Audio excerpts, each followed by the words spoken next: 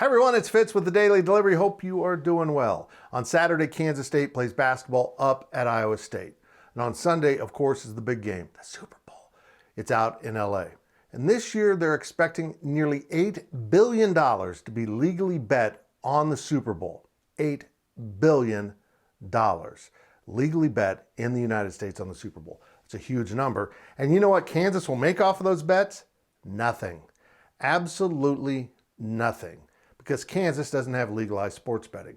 Now, why did I mention Iowa? Well, if you want to bet on the Super Bowl and you live in the eastern part of the state, your best bet is to drive to Iowa. Because Iowa, that radical state up north, has sports betting already. Nebraska's passed a bill and it isn't in effect yet. And in fact, Missouri's getting there. Pretty soon, Kansas will be this island of 19th century thinking in which they must protect you from all of these evils. I'm just happy we have liquor by the drink in Kansas. I'm old enough to know when that was a thing. Look, people are sports gambling. There's no doubt about it. They're just not doing it legally in the state of Kansas. They are doing it with offshore betting, which is illegal but impossible to stop, or they're driving to a place like Iowa and betting legally in those states. Not very convenient, but people want to gamble and they will be inconvenienced. Here's an idea, Kansas. Get your crap together and pass sports gambling and streamline it. Make it as easy as possible. I know you want to run it through the constitutionally protected casinos because the state can only handle sports gambling, or those that have signed contracts because there are operators of the state casinos.